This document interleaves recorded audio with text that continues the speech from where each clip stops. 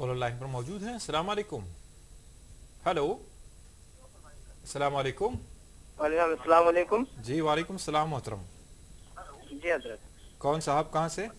میں ظہور عالم دلی سے بول رہا ہوں. جی ظہور صاحب بتائیے, سوال بتائیے. سوال یہ ہے جی کہ ایک لڑکا ہے وہ اجنبی ہے جی اور انہوں نے شادی کیا کسی لڑکی سے, جی اور اس لڑکی کے بارے میں اس کو پتہ نہیں ہے کہ وہ مخنث ہے کہ کیا ہے, جی لیکن شادی جب ہو گئی, ہونے کے بعد جی جب پہلی ہی رات میں جب صحبت کرنا چاہا تو اس کو پتا چلا کہ لڑکی مخنث ہے.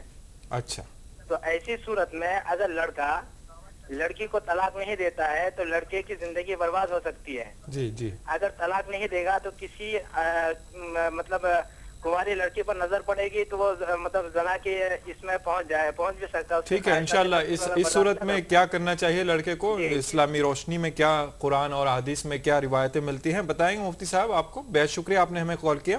ظہور صاحب نے جو سوال کیا ہے, مخنث سے شادی کا جو کیا احکام ہے اور اس کے طلاق کا کیا مسئلہ ہے, بتائیں. اللہ تبارک و تعالیٰ نے قرآن کریم میں فرمایا وَأُحِلَّ لَكُم مَّا وَرَاءَ ذَلِكُمْ أَن تَبْتَغُوا بِأَمْوَالِكُمْ مُحْصِنِينَ غَيْرَ مُسَافِحِينَ.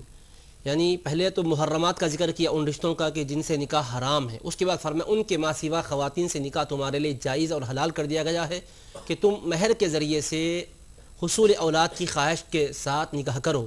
محصنین غیر مصافحین, پاک دامن رہنے کی نیت کے ساتھ, شہوت رانی کے ارادے کے ساتھ نہیں. تو نکاح کا بنیادی مقصد کیا ہے؟ احسان, کہ آدمی ایک مضبوط حیا کے قلعے کے اندر اپنے آپ کو پہنچا دے, جس سے اس کی آبرو بھی محفوظ رہے اور اس کی بدنگاہی جو اس کو برے نتائج کی طرف پہنچاتی ہے, یہ ساری چیزوں سے وہ بچ جائے. تو اس کا مقصد یہی ہے. اسی لیے نکاح کو مشروع قرار دیا گیا ہے تاکہ انسان کی آبرو محفوظ ہو اور اس کے ذریعے سے نسل انسانی کا سلسلہ چلتا رہے.